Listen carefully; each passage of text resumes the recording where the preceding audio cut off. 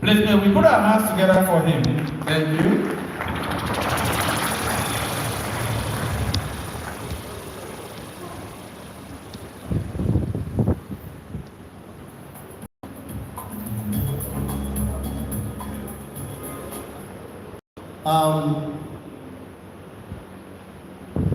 I'm representing the executive governor of Abia State, and I'm Otu. So I'm standing on his shoes. Now, you see, the topic here is political transition and economic development, the African experience. Before I talk about that, I want to recognize some people that are here that I can remember. Starting with the Vice Chancellor of this great university, ably represented by Professor Demo, a gentleman.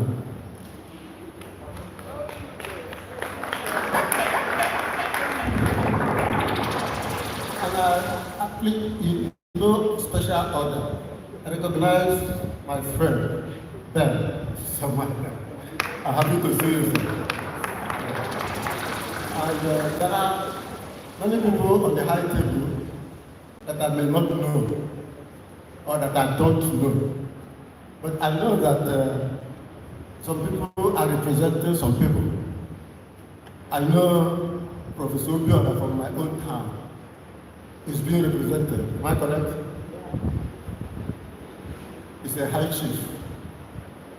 And then there are people that are watching us online.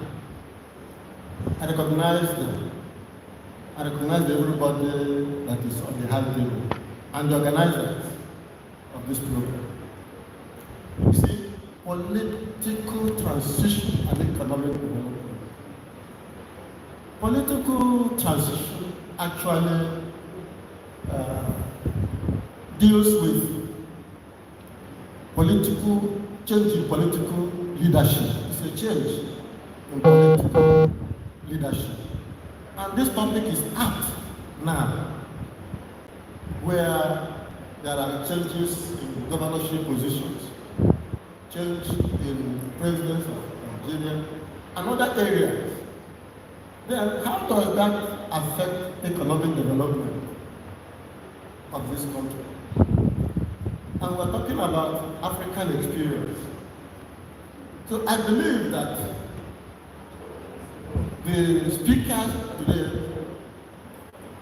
will delve into political transition per se, change in leadership. What are the things that happen when there is a change in leadership? And then how does political transition, change in leadership, affect the economic development of a nation? We're going to listen to answers to some of these questions. And I know that by the time they've spoken to us, you'll be happy that you are here. Because if you learn one thing or the other today, my ears will be open because I want to learn. Political transition that is what everybody is talking about these days. And I pray that our speakers, at the end of the day, will let us know their suggestions. We want to know their suggestions about this political transition. What do they suggest that we can improve the transition if it's not right? How can we improve it? With these few words, I want to welcome all of you and ask you to sit down and listen to the lectures. And at the end of the day, you'll be happy you are here. Thank you very much.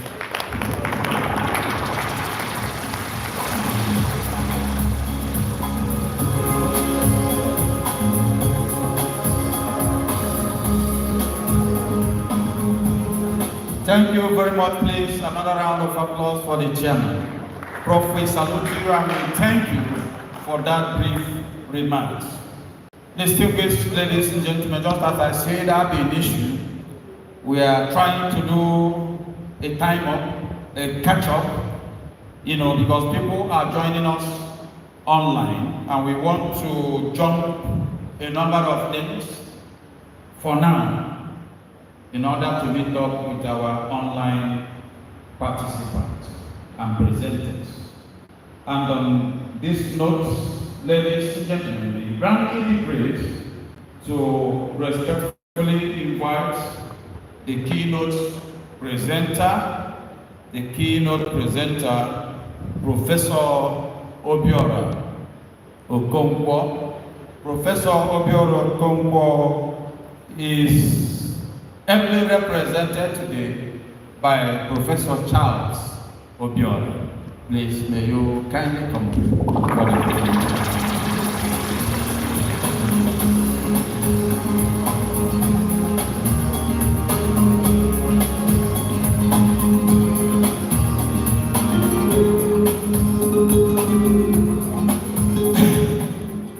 Thank you, James. Please, I want to stand on the existing protocol so that we can move forward.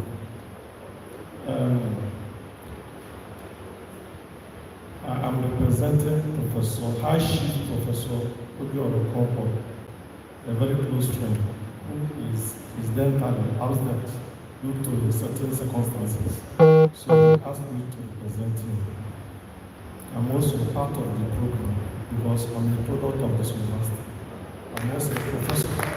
I'm also a professor in business pro bono. So I'm part of the whole program. You see, what we want to do now is that we want to look at one or two things concerning what we are talking about, political transitions and economic development, the African influence. Let me begin by thanking the leadership of the university for inviting me to present this keynote address. I want to especially thank the Vice Chancellor, Professor Charles Esmone, for driving the university towards a direction that underscores scholarship and innovation as the bedrock of development, and which has earned this university the top 4 ranking in Nigeria and at first position in Sub-Saharan Africa. Please do accept my congratulations. Let me also welcome every participant to this conference. For those that are visiting this university, Unizik, in Anambra for the first time, I say welcome to all of you, to home for all. You will have fond memories of Anambra State as you enjoy the hospitality of our people. So while you are here, ensure that you enjoy our culinary offerings, our ofunubu, offerings, azongo, and so on and so forth. It will be very nice if you watch it down with our special palm wine.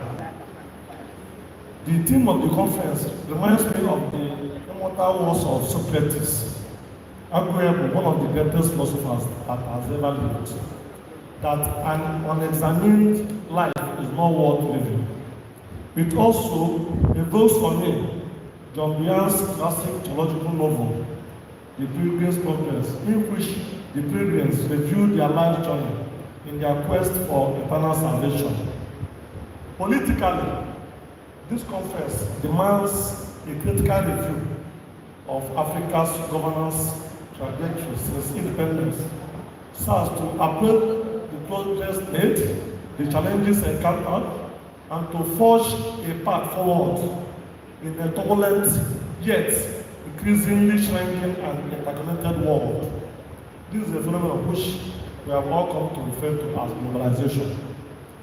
3 core components define the theme of this conference. First is political transition, which Professor Omeni has explained, moving from one administration to another. I will also explore it from the perspective of democratization and its evolution or lack of thereof in Africa.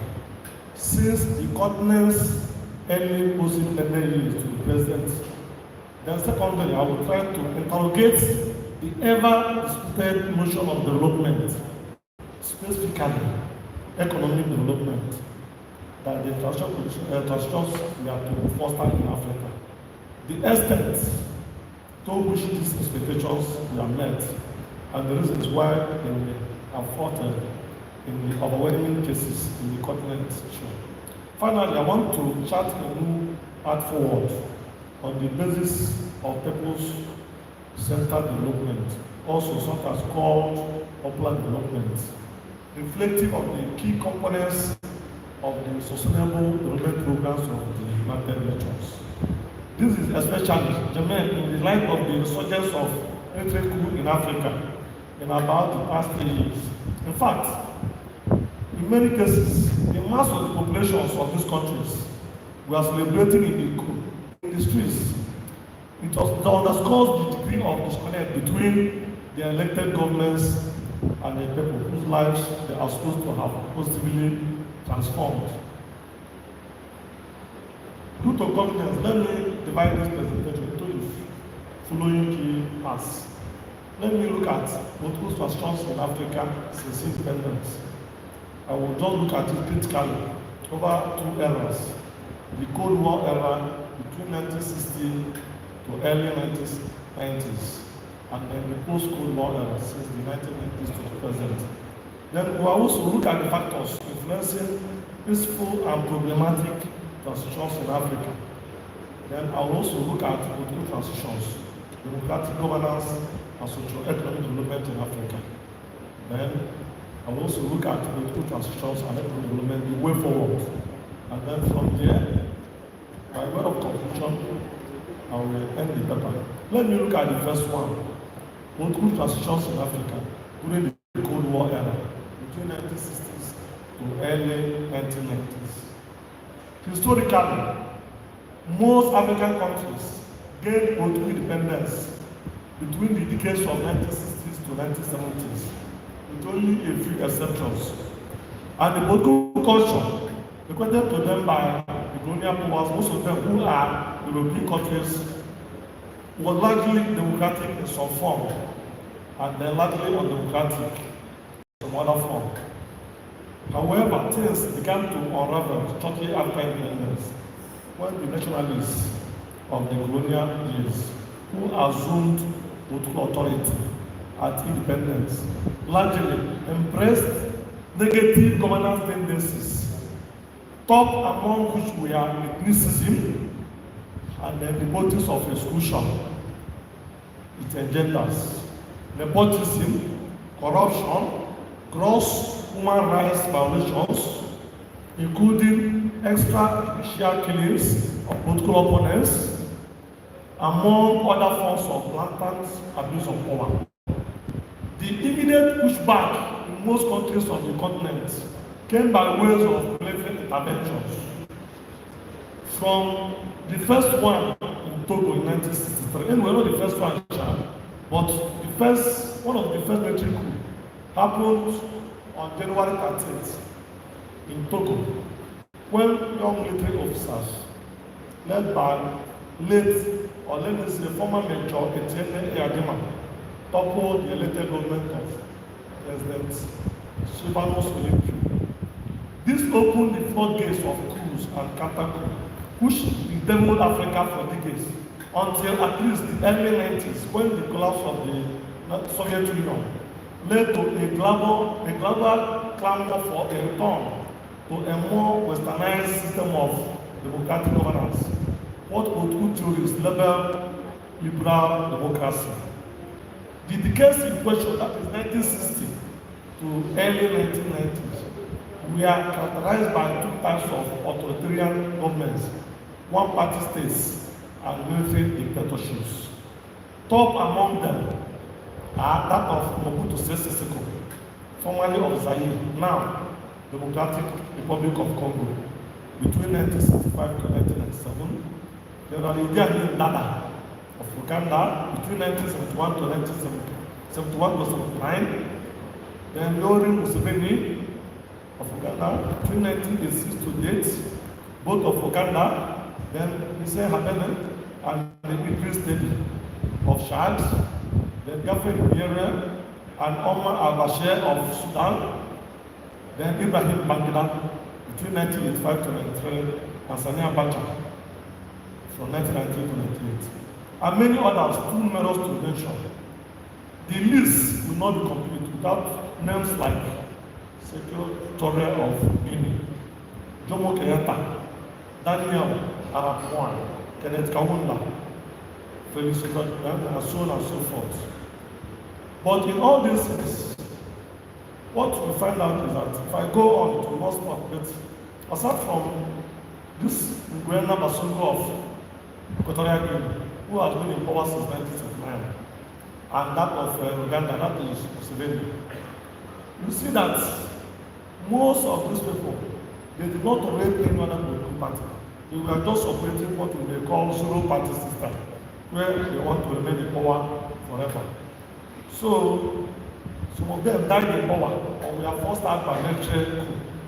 Some of them who assumed power by military force also orchestrated dubious and even fraudulent political transitions to either perpetuate themselves in power or to hand over to their children or cronies.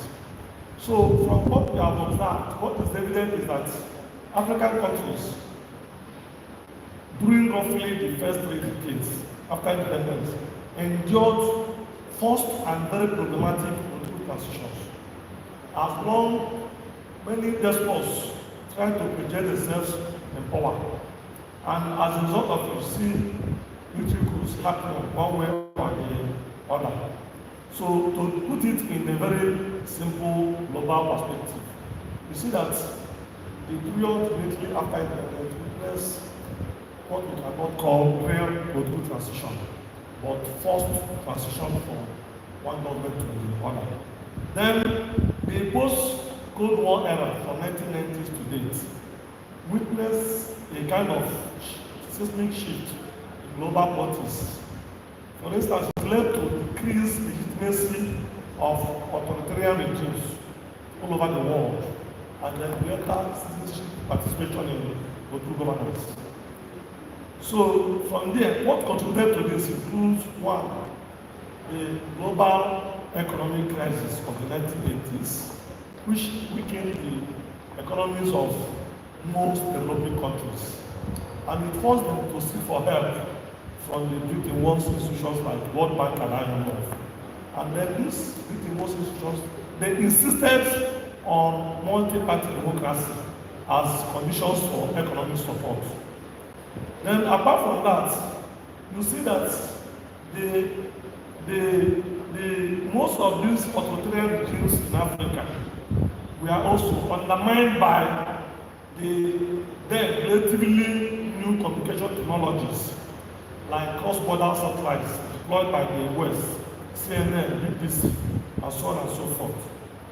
So another thing that helped was the official dissolution of the Soviet Union in 1991, because that dissolution ushered in a new era of liberal multi-party democracy built on free market economic paradigm. To the extent that the former president, he was able to enter this in a new world order. Then some, let me say, political theories like Francis Fukuyama declared the demise of the former Soviet Union as which is the only counterweight to America's global dominance at the end of history. So we would have thought that given the resurgence of Russia in global politics, history perhaps has just gone because Russia is trying to enact itself. So with the inevitability of the demise of the former Soviet Union, one British economist, John Williamson, coined the term the Washington Consensus, which refers broadly to a set of neoliberal, new market ideas endorsed by prominent economists, major international financial institutions like the World Bank and IMF, as well as the United States and the European Union. So the key elements of this Washington Consensus include one, the regulation of the economies, the privatization of state-owned enterprises, legal security for property rights, trade liberalization, and other forms of restrictions on free trade. In short, from there one can refer to, some even call it neoliberalism, which can be seen as a kind of economic framework which the end of Soviet Union brought about, because neoliberal policies, they enhance the working of free market capitalism, and it helped also in ensuring that there's more openness in what government is doing. So this Washington process was pushed for the end of the Soviet-style government, which is a kind of communist economic model, and put in its place free market economic system, driven largely by private capital. Ideally, under such condition, automatically, it also opened the doors for people. But what I'm trying to say is that this free market economy also brought about liberal democracy and granted the citizens more individual rights, and then they buy some capitalist values, and to the extent that people were seeing it as a form of public interest. So it became prevalent in Africa, to the extent that people started questioning why certain things are happening. So since then, many countries in Africa have started adopting democracy, including Nigeria. To the extent that former President Olusegun Obasanjo, in an interview he granted to the cable, one reading online education, he called for a kind of critique of liberal democracy and how it can help us in Africa. So, but do that at today, I want us to look at the major things that happened within this period, because from all indications, despite the fact that some of the democracies we are practicing, the types we are practicing, are having challenges, you can agree with me that people are having more freedom now to go through the elections, unlike during the military era. And then most countries in Africa, we know that recently many countries experienced military coup, but since the 90s and the early 2000s, many countries in Africa adopted democracy. So this is what happened. And then this African democratization experience, not much as it has started stagnating because of the recent military coups. This period ushered in a new era in political transition in Africa. So let me look at the factors that influence peaceful and problematic transitions. First of all, Africa's history is replete with both successful and problematic civil-to-civil political transitions. While some countries have managed to achieve peaceful transfers of power through effective leadership, strong institutions, and socio-economic stability, others have faced significant challenges due to weak institutions, ethnic divisions, economic disparities, and external interference, just like what Nigeria is expressing now. You can agree with me that we have not succeeded in transiting from Muhammadu Buhari to Tinubu. A lot of questions are still hanging on whether Tinubu really is supposed to be president of Nigeria. Well, we don't know. Sorry, I'm sorry to say, we don't know who he is, where is, what he's doing, and how he made it. We don't know his where he studied, his classmates, and so on and so forth. So you can agree with me that unlike the period when Jonathan transited peacefully to Buhari, the transition from Buhari now to military is fraught with challenges. We don't know where we are heading and what will come after it. So you see that there are a lot of factors influencing, like weak institutions. INEC has shown itself to be a very weak institution. I can church, you all agree with me that when we were young, we thought that the most corrupt institution is the police. But now, we have come to agree that it's INEC and judicial. We don't know which one is more corrupt. Police corruption was 20, 15, and 100 more.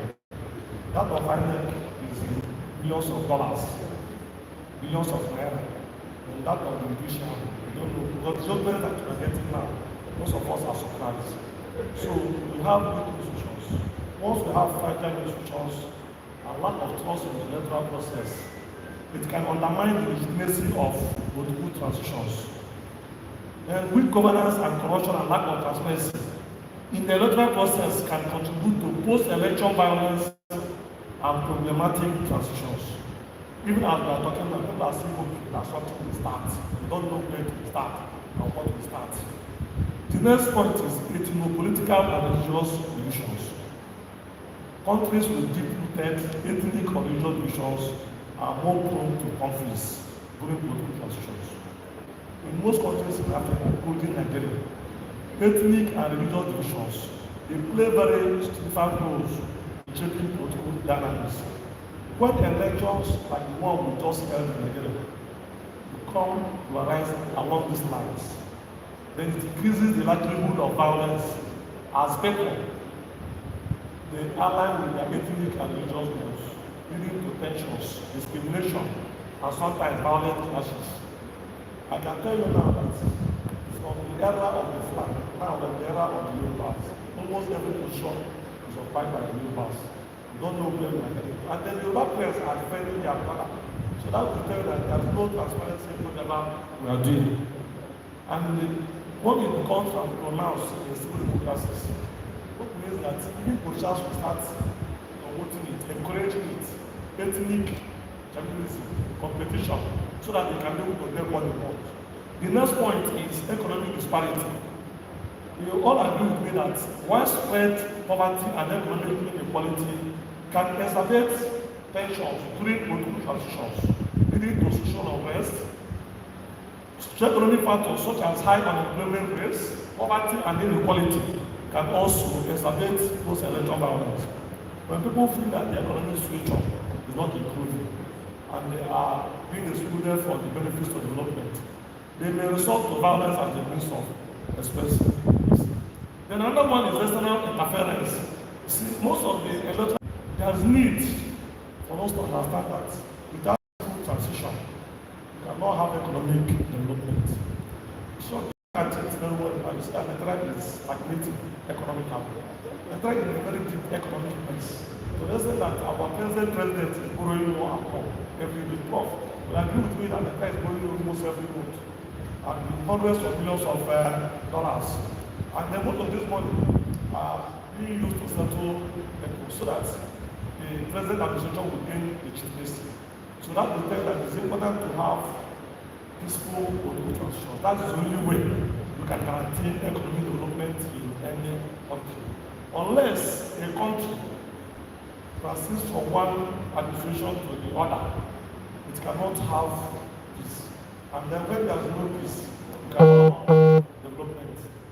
It is very imperative that African leaders appreciate the need to promote peaceful transitions across the continent.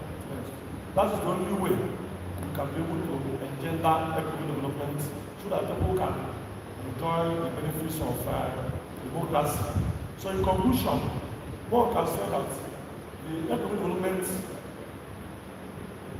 problems we have in Africa, the challenges that are facing are inadequate infrastructure, limited access to quality education and so on and so forth, and so on and so forth, corruption, and so on and so forth. Most of them are those as a result of the inability of the administrations to transit to another one without much to. Sure, the problem that is facing now is because I think not a major problem, but I say that one of the reasons is because the government in power now has no legitimacy. Even people don't believe, don't trust it. I'm still removing from every corner so that you use it to buy support and the loyalty of the people. And as long as such a thing is happening, we cannot achieve economic development. Thank you for listening.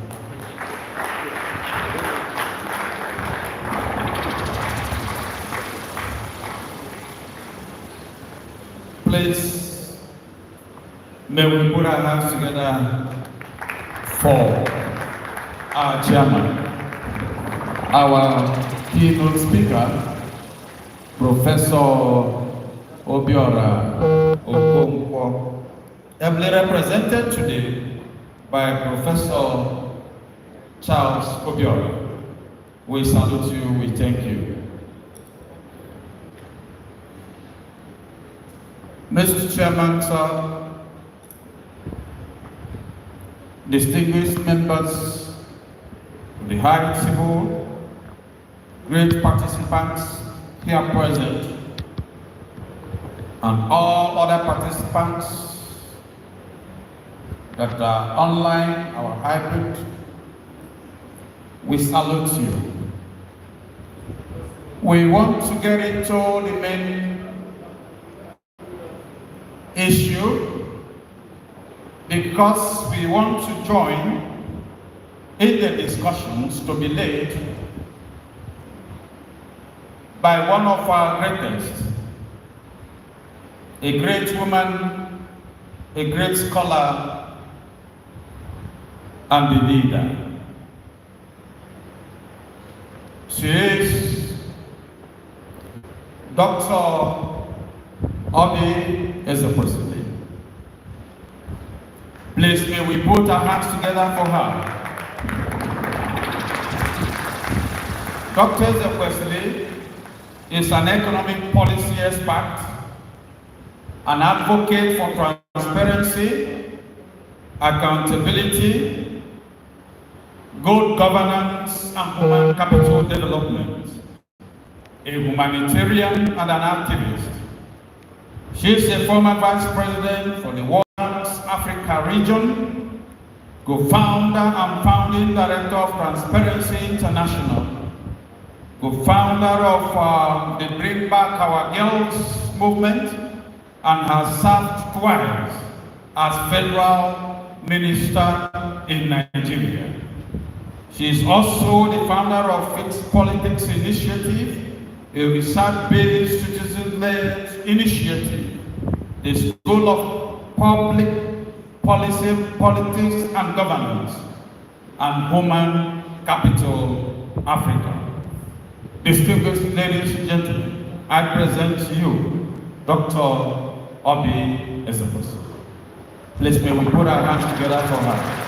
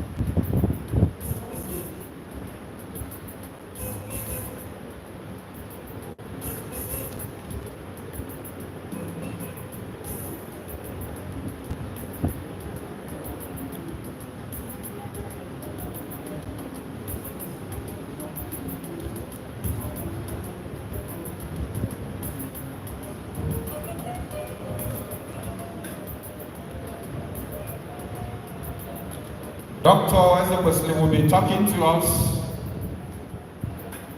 on the theme, political transition and economic development, the African experience. She's joining us at the moment. She was here, but probably due to technical issues, she's off and will be joining shortly.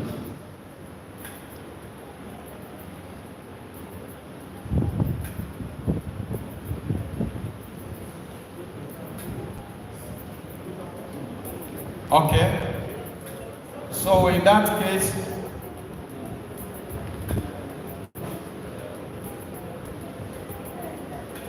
yeah, thank you very much. You know, we were trying to meet up with the time given by Dr. Obi Ezekwesili because she was online once she went off, so that's why we had to drop a number of programs.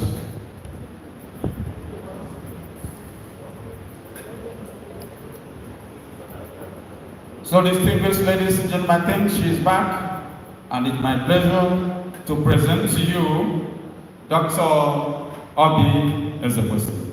Please may we listen. Thank you.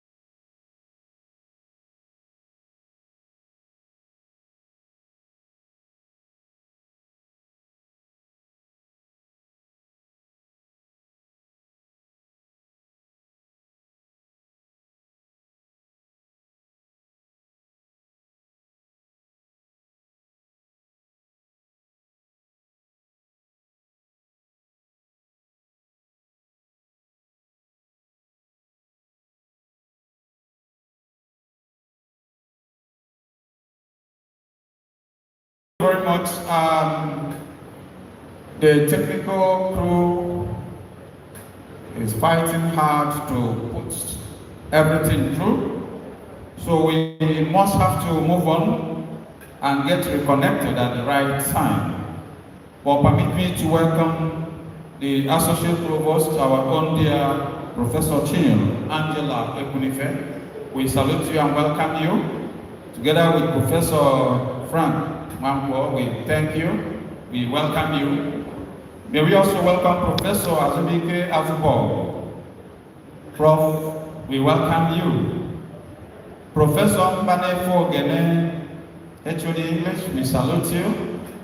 Mr. Lex Anene, Deputy Bursar for Great University, we welcome you. None.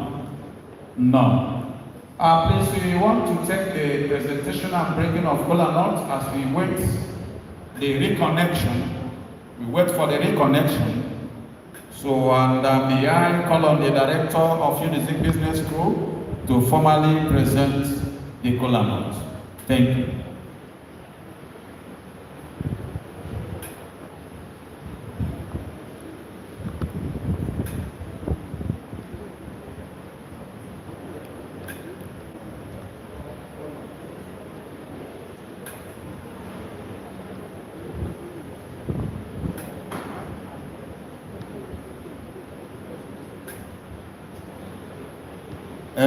Ọhaneze mama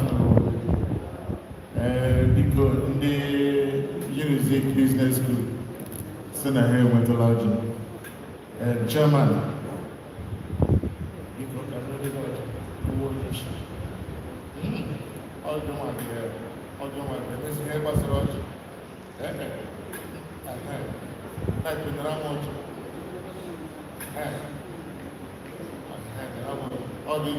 ọ dịghị ekwu eziokwu ọjọọ ọ dịwa chairman ọ dịwa onye isi taa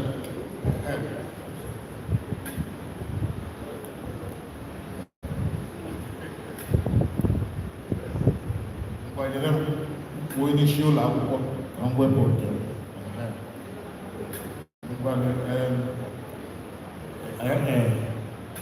biko o nwere onye ọka n'ebe a ọka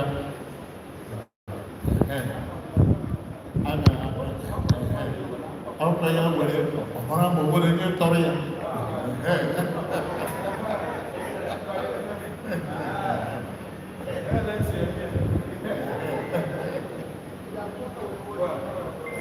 nke ahụ were ọjị nye keynote speaker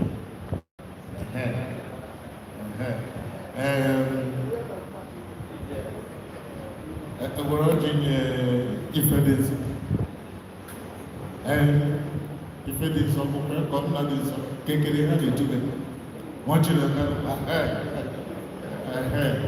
na onye nke nọ ìsìsẹ̀ndọ̀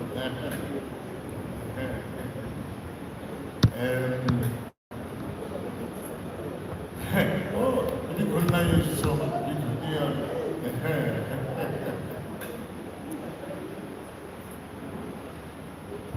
kedowe ọjị adịghị ama ama ọmụ onye nse bịara nọ orite ya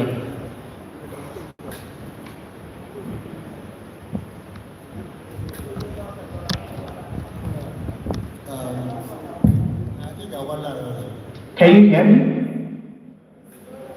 Hello, can you hear me?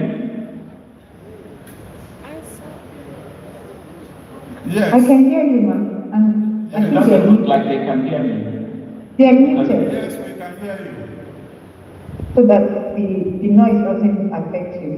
Yeah, but how would I know? Someone should unmute. You can tell me they can hear me.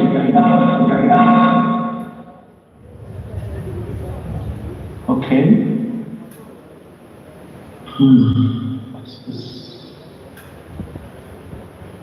Okay, they should just write. They should write on the comment section that they can hear me, so that I can continue.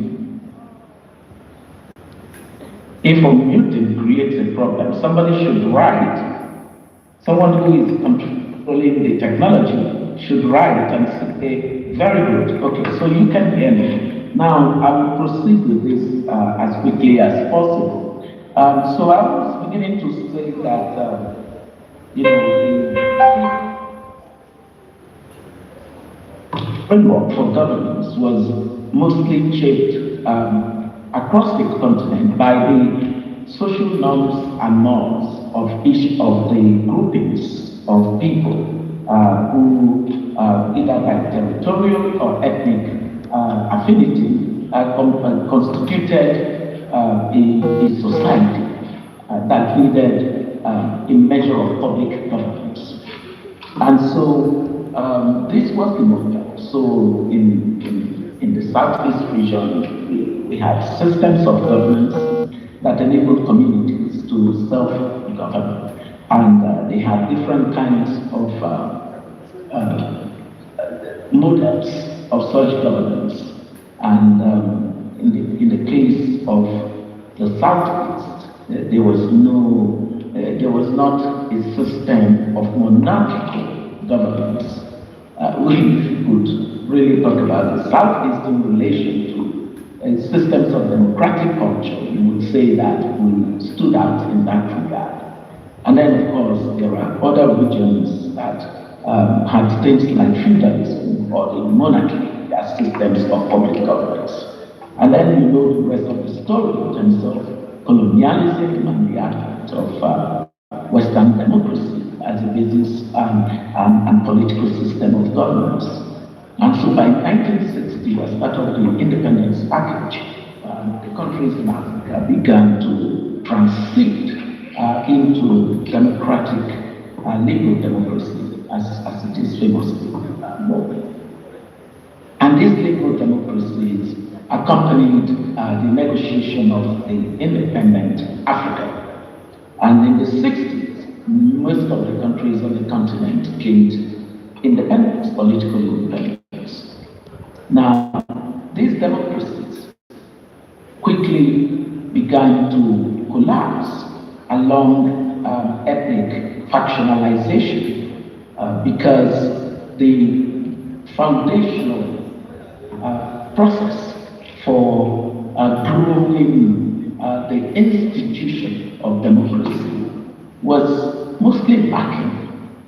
The quick transition from models of self-governance of different variations, as I previously said, into what was liberal democracy, accompanied by a definition of state that was not negotiated, did not lend enough sufficient room for the formation of what we recognize as being the societies governed by some clearly shared democratic ideals.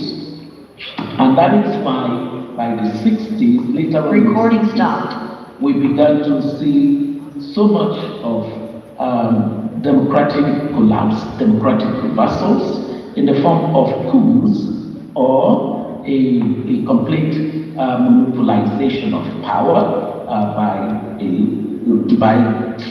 various functions that have ascended to political authority.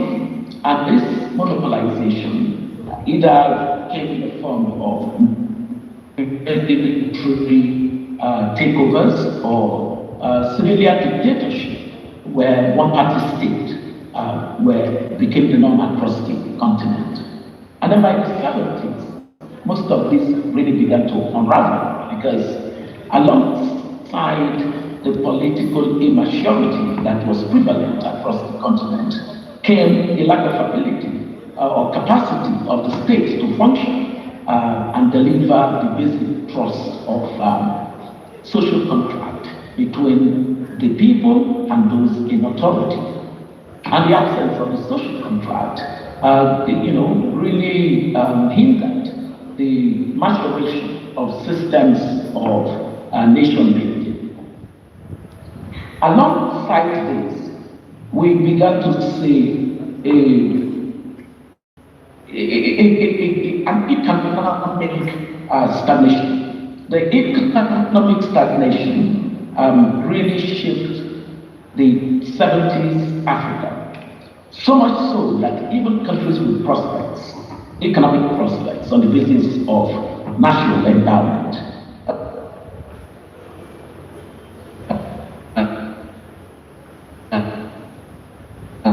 such as Nigeria, became not hold together.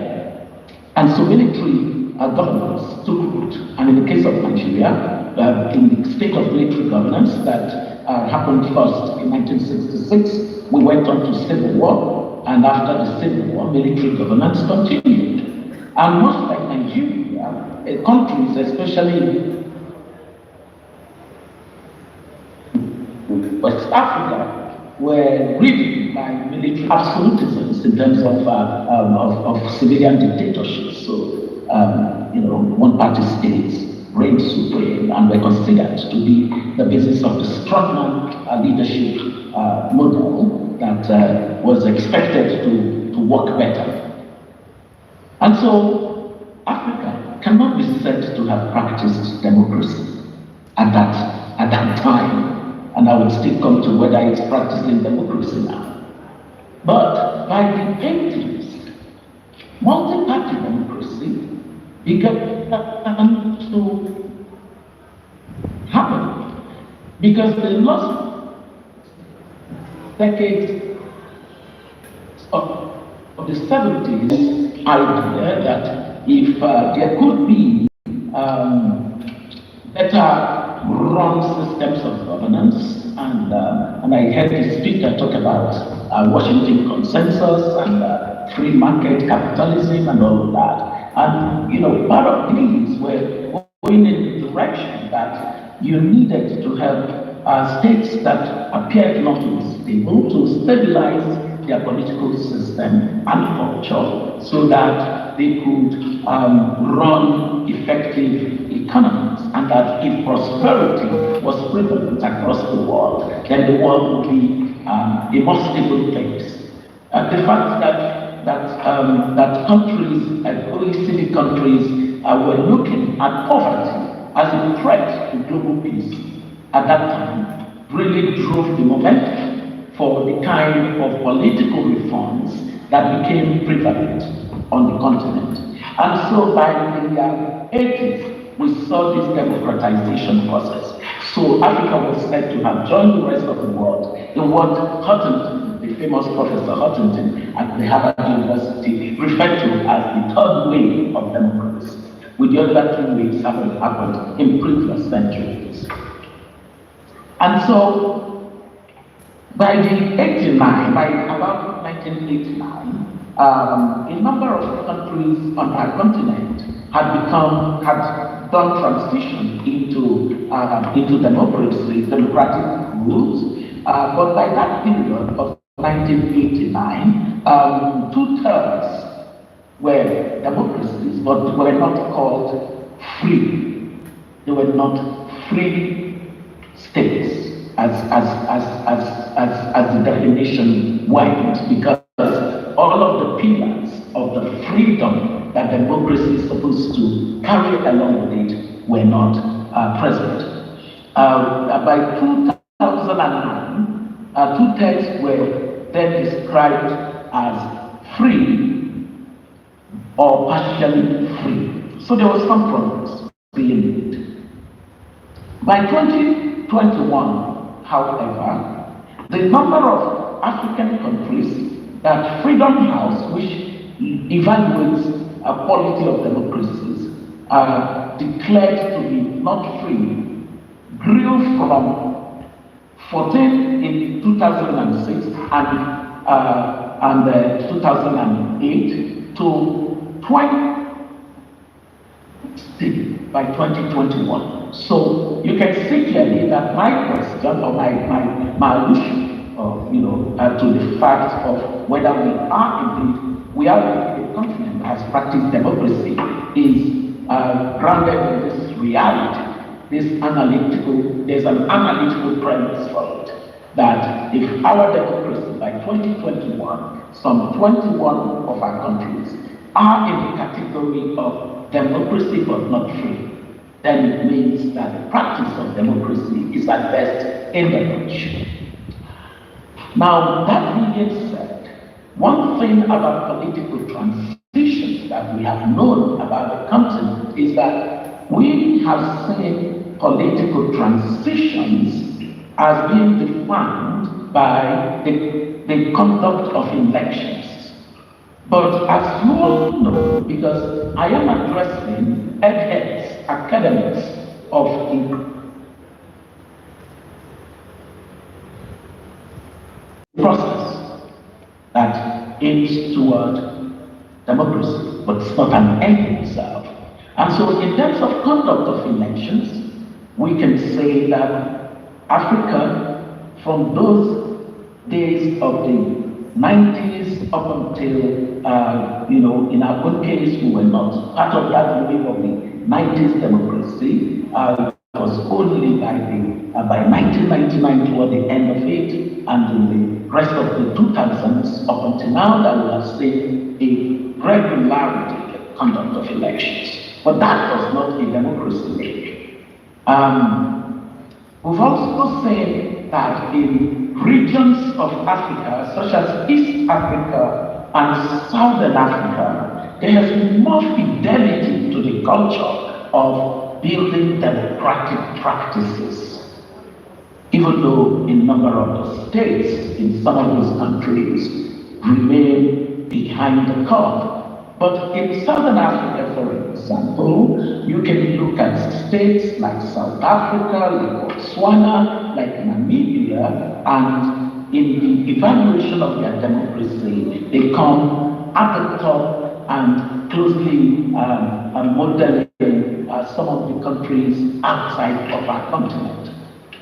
In East Africa, you have more stability in terms of the democratic practice and also the culture of building democratic institutions and constitutional and the resulting in constitutional democracies, except of course for countries in the Horn of Africa. So you talk of Ethiopia and you talk of Eritrea and Somalia and the rest of them, and you find where democracy is totally not quite at present.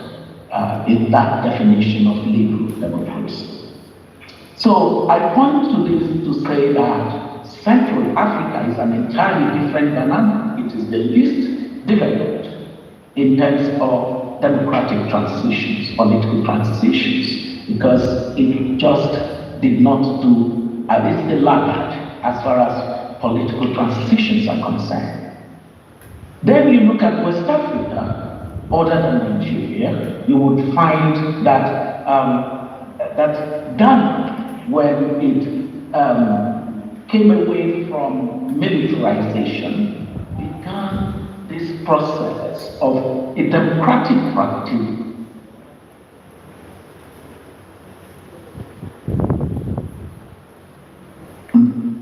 So Ghana is a more mature test of the role that institutions of democracy play. And so whether it's the institution of the electoral umpire or the institution of the judiciary and other regulatory systems of democracy, they have shown much more maturity in West Africa.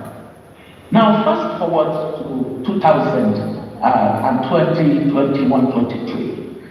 And the nexus between democracy and economic performance, as you laid out for me to speak about, then comes to the fore. Because we begin to see the impatience of the people for whom democracy is defined. Government of the people, by the people, for the people. They began to unravel. Because the faith in democracy started to waver. And that's why we have seen the democratic regression and reversals in West Africa. So whether it's Burkina Faso, it's Mali, it's Niger, it's Gabon, it's Guinea-Bissau, we have enough evidence of how democracy just digressed or diverged from the expectation of the people that the democratic transition would necessarily lead to economic prosperity and a state effective enough to offer them better well-being. And this is where I then say that the basic definition of government and the role of government is that it exists, what, as the French would say, what's the raison d'etre of anything. The raison d'etre, in the case of government, whether they be monarchies or democracies or dictatorships, is essentially to provide quality of life, to consistently improve the standard of living of the people. And the way that the standard of living of the people can be improved is that you look at the quality of life from the perspective of political freedom, from the perspective of the anchors on the rule of law, ensuring the rights of citizens, the respect for the rights of citizens on the cornerstone of constitutionalism. And then that with their political rights, they also have economic rights, the opportunity for all to thrive on the basis of a functional state that provides basic services that they need in order to productively engage in economic activities, whether in the form of jobs or in the form of entrepreneurship or the professions, to enable them thrive as economic beings. Now, this particular definition of government is what has suffered as far as the political system of our continent is concerned, and there is sufficient analytical evidence based on empirical studies to show that there is a strong nexus between the quality of politics, the quality of governance, and the economic performance of nations. And this was something that for me became very important to understand and to study. And so when over time, and I'm not going to bore you with the story of my professional antecedents, but I came to the place where in my post-career life, with no interest whatsoever of being a technocrat in government, but one interested in seeing how the governance space of our continent could improve, and realizing that improvement was not happening because there was something wrong with the way of governance. I said, I'm going to go into politics to understand this, and to basically rally an interest in politics for good governance. And it was by going into politics that I then understood that there was a problem, not with governance, as we assume, but that the problem with governance was a symptom of a deeper malaise.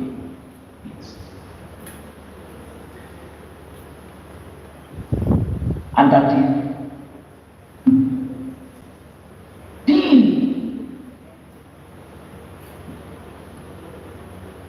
problem of the country.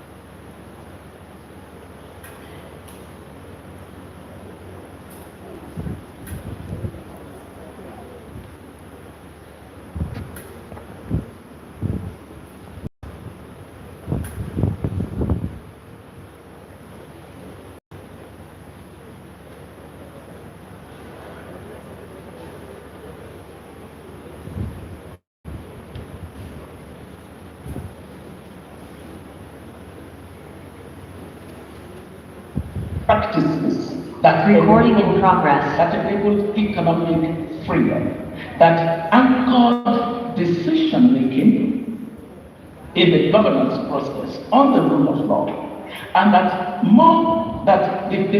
more democratic practices were the enablers of equality of economic policy, quality of institutions building, and quality of public and private investment in society.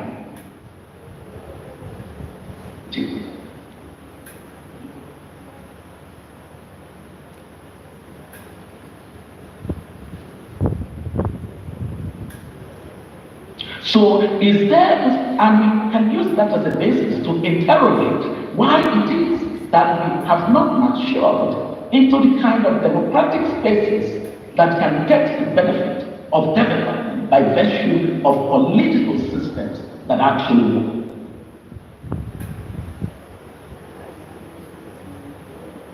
Politics is what is the equivalence of politics in terms of an economic understanding of politics, either as a product or as a service. If it is a product and it is a service that is a necessary condition for economic progress, and yet we are not being served well by it, is there any chance that regardless of the quality of our politics, Africa can suddenly just flip positively and achieve development? Well, that was an important question to ask. And this question was important to ask on the basis of what we know to be Africa's greatest economic struggle. Africa's greatest economic struggle manifests itself in the level of unstructured growth that the continent has experienced. It's the level of growth and the quality of that growth that has led majority of Africans in poverty. The quality of growth that has not led to prosperity and inclusive prosperity for that matter, therefore ensuring that you could build vibrant societies where people could thrive on the basis of the competition of their ideas. And so the two economic problems that we needed Africa to solve and to solve well in order to assure a deepening and a heightening of growth, because we know that growth is a necessary, if not sufficient, condition for poverty reduction. We needed to solve the problem of productivity and competitiveness of the African.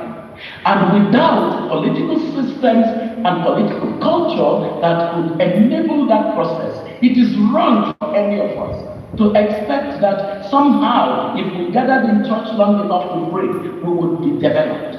It doesn't exist. That model is the way. Because God is an effective governor himself. God does not govern with people who are random and just simply not intentional and deliberate in terms of identifying their problems, the bottlenecks to their development, and being able to address it. Because after all, there's a division of labor between us and God. God will do the big bang, but He gave us everywhere we go to be able to tend to the garden of the earth and to build for ourselves prosperous societies. And so it is understanding that we need growth. We need growth on a sustained basis. We need broad-based growth. We need shared growth as a basis of economic progress, economic development that is inclusive. That then led me to saying, okay, if this quality of politics is so important, and if we could construct a model that looks at it as a product, as a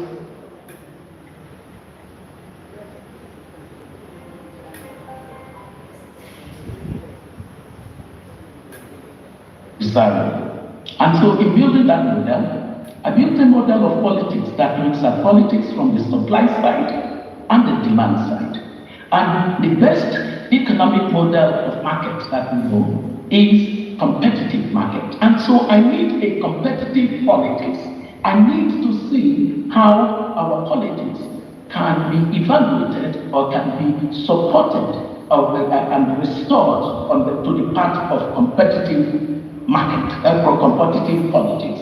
Because a competitive Well,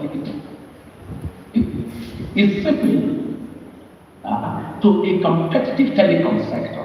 It's similar to a competitive, and the demand side of that market is influential enough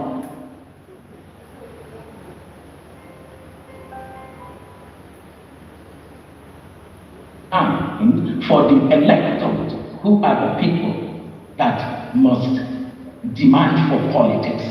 Is it organized enough in that way, where they have full information, where they have the agency, where they have the influence to determine outcomes? That was the question. On the supply side, we have to look at that the people who supply the politics, what kind of characteristics do they have? Are they people who have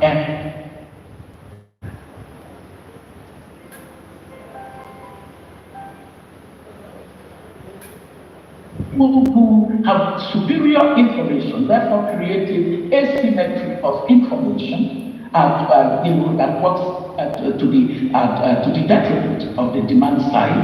Are they people who are constantly in strong need to improve the quality of their service, such that the demand side would gain the benefit of that improvement?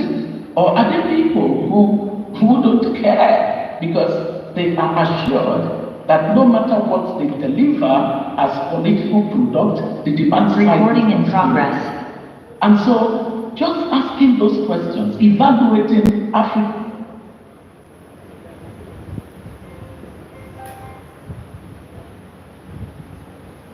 regulatory environment that adjudicates and that arbitrates and mediates and regulates the way that the demand side and the supply side interact in producing this politics as a good or a service.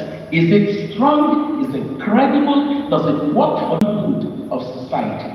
So that evaluation now helps me to plot what kind of political transitions have we been producing. Well, what we've been producing came at the spectrum of that spectrum as monopoly democracies. So, ladies and gentlemen, we haven't had the kind of political transitions that lead to economic development. We haven't had.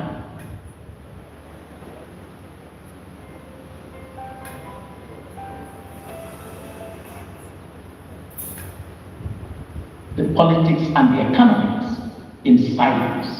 We don't seem to realize how integrated they are. They are a continuum. Give me a good, solid political system that is anchored on democratic practices, properly so called, and I can guarantee you that that system would support the three things that, which, when done, lead to growth. And these three things are sound policies. Sound policies emerge out of democratic practices that are of the right model in terms of the quality of the political incentives that drive what those policies should be. Now, sound policies can be macroeconomic policies, they can be structural policies, they can be sectoral policies, but as long as those policies are sound, and they are sound because they are not based on emotion and anecdotes, they are based on very quantitative and sometimes qualitative indicators based on very sound empirical research and studies and data. They are evidence-based. And so sound policies of agriculture, of monetary policies, of fiscal policies, of trade, just being argued not on the basis of ideology, but on the basis of pragmatism, of what works.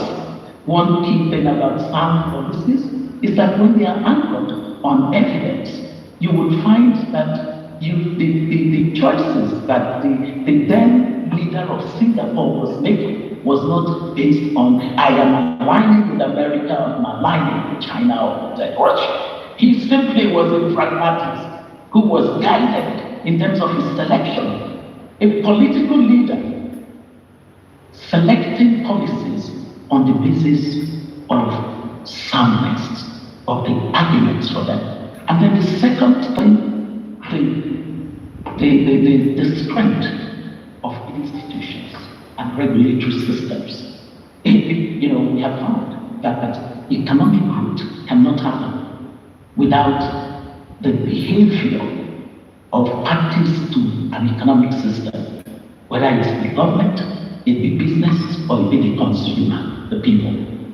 And regulatory systems that are anchored on the rule of law, not just in politics, but in terms of the protection of property rights, the matter of adjudication of conflicts, of contracts, the respect for the rule of the game.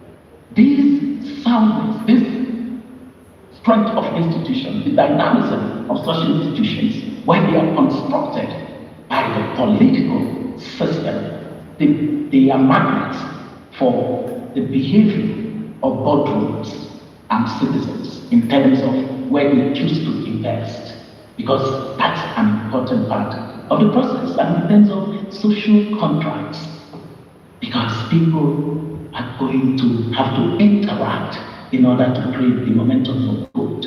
And then the third one, the quality of investment, whether it be public investment or it be private investment, but public investment especially, because that's within the realm of the political system.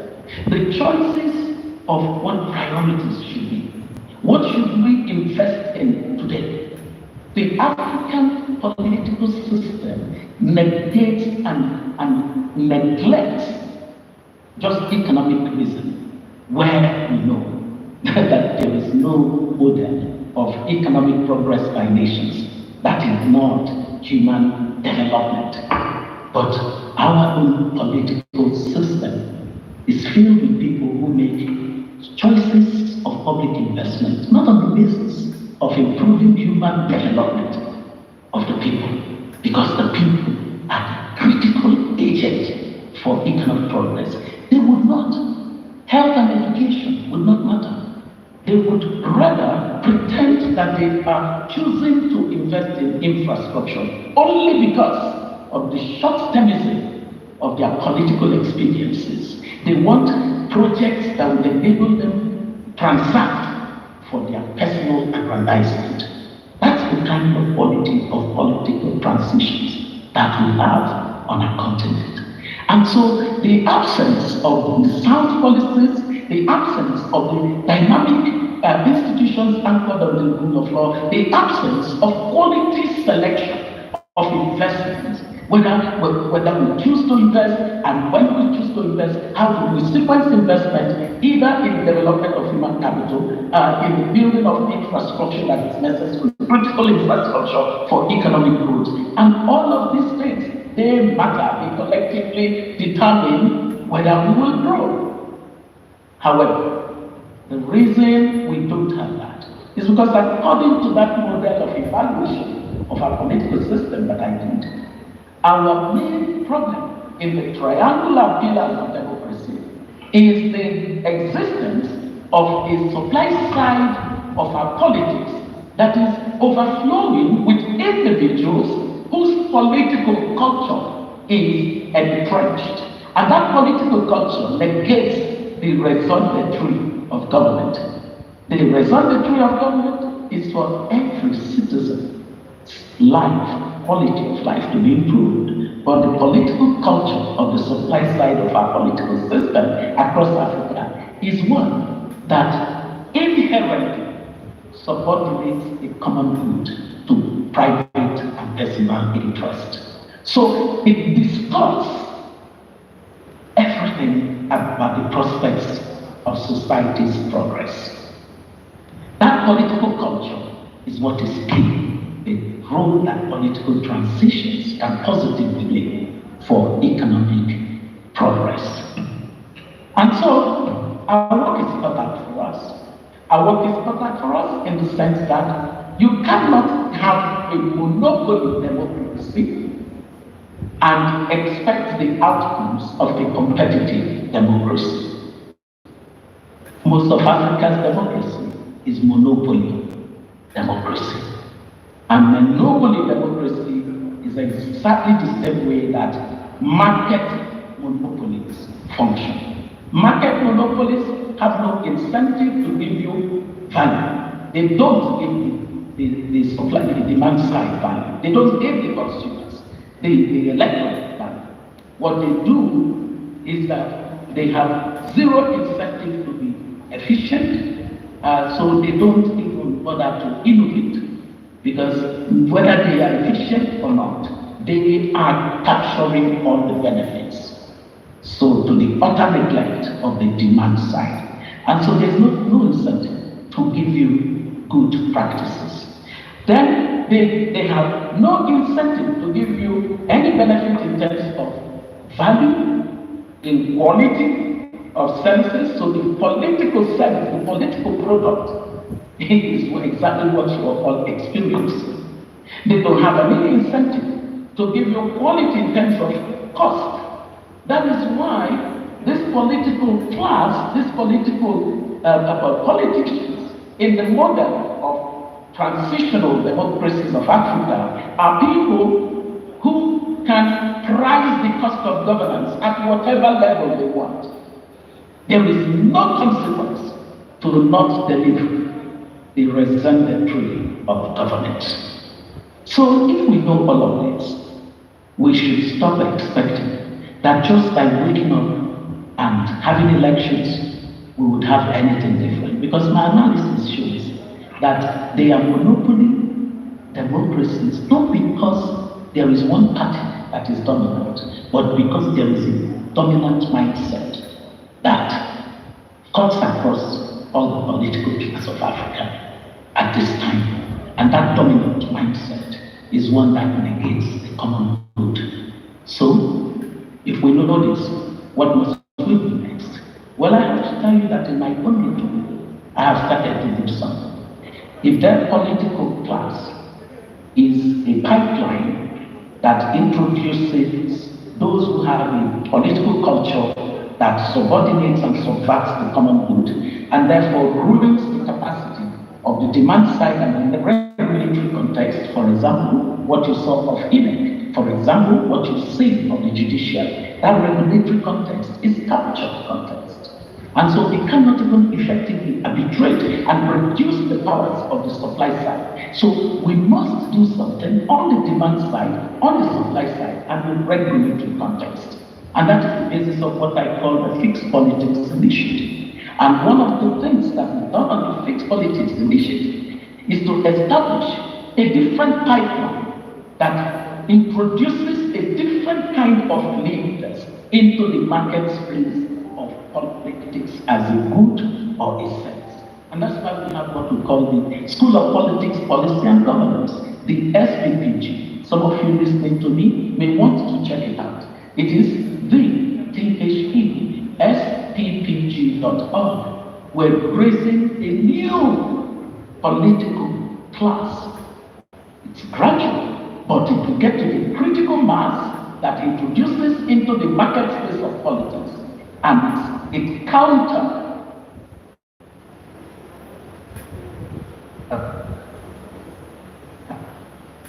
it's a countervailing a certain quality of political actors that are ruining the political system for economic progress. And then on the demand side, just some of the things that we've done along the lines of building the capacity of the demand side, the electorate, to understand that they own democracy. Democracy does not belong to the politicians, it belongs to the people. And so empowering the people on the demand side to have the power of collective action to influence outcomes, especially when there is a diversification of the supply of political types into the system. That is the way to go. Because when you do things like the Office of the Citizen, which is one of our programs, or community organizing, or any form of a program that elevates the power of the citizen acting in the democratic space, you are beginning to equilibrate the powers of the citizen and the powers of the politician. That is what collapses monopolies. That a competitive model is often a model where there is equal access to information, equal powers between the supply side and the demand side, and that there is a program that targets the quality of the constitutional, the judicial, and the regulatory systems. And so when the fixed politics and other organizations campaign for the inclusion of technology in our electoral process, that's a little progress too. But as we have seen from the elections, there's much more progress that needs to be made in order that the regulatory system of our political landscape would be credible and able to regulate and enforce rules of the game properly. I end my talk by saying that these are yet early days, but already on this supply side issue of breaking the monopoly of the entrenched political class that is ruining the political process, that will enable us to emerge people in the governance system that will govern selflessly for a society that does good policies, that builds institutions, that invests in the most effective and efficient way in the most important public goods and services that both citizens and businesses need in order to be productive and competitive. For us to already have the school graduate the first cohort in 2021, 160 such people, graduate in 2022, 134 such people, graduate just 2 weeks ago, 184 such people, on a curriculum of 10 months academic work that takes them through 140 courses, taught by 94 faculty from across the best of institutions and practitioners around the world. So lecturers from Harvard, from Yale, from Oxford, from LSE, from Haiti School, from schools in LBS in Nigeria. That kind of a deliberate process of preparing public leadership is something that every one of us must commit to. That process of providing the capacitation of the demand side, the people who, because of economic rationale of knowing that they will not see a politician again after election day, transact their vote, because that day is the day of any other thing that the politician is saying is not important. And so the poor make electoral choices that are driven by a simple rational thinking of, this is what I do. You give me the money today, I give them my thumbprint, we say goodbye. When you say, oh, why are they not thinking of their future? What future? They are thinking rationally. They are not thinking morally. We need to bring the morality and the rationality together through the kinds of engagement that empower and influence them differently, so that they can be people influential in determining good outcomes, so that we will not end up in self-sabotage. So we are doing this. The School of Politics, Policy and Governance is going to go across Africa. The first one outside of Nigeria is starting in Senegal on the 1st of November. After Senegal, we're going to Cameroon to set up. We will set up in Namibia, in Zimbabwe, in Mali, in Kenya, in Angola, and in Ghana. And then after we've done that, we move to the next set of countries. There is absolutely nothing that happens that is not made to happen. Africans must learn this. Democracy has not yet happened. It will happen when we get these three pillars right. And we have started in a little way that job. Because the ultimate is for democracy to lead to economic prosperity that is shared that is broad-based, that is inclusive, and that is sustained. Thank you very much.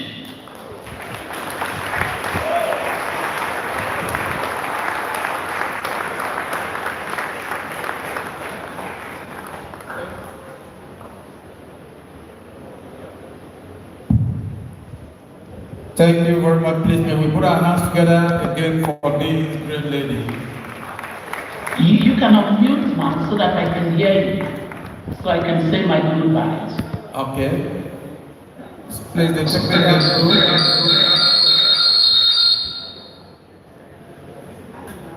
The technical crew, please unmute her so that she can join us in the audio.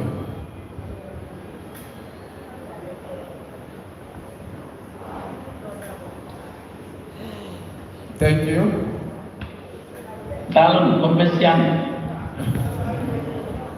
Thank you very much, please. Another round of applause for her. That was a very good one from one of our best, Dr. Obi Ezekwesi. So we salute her for that wonderful presentation. Mr. Chairman, distinguished guests, ladies and gentlemen, while our winter session, Dr. Obi was on, the former director of Unizik Business School and current director, Emeka Anyoko Institute for International Studies and Diplomacy, Nnamdi Azikiwe University, Professor Egil Nonyele Kemi. So please may we appreciate him and then welcome him accordingly. Oka, we salute you. We also have in our midst Professor Sunday Okaro. We welcome you. Dr. Chito, as head of Department of Accountancy. Reverend Dr. Leo Homuzulibo, head Business Administration. Professor Ogogo Ipeze, Dean of Laws, is here, and she's representing Professor Agban. Please, she be,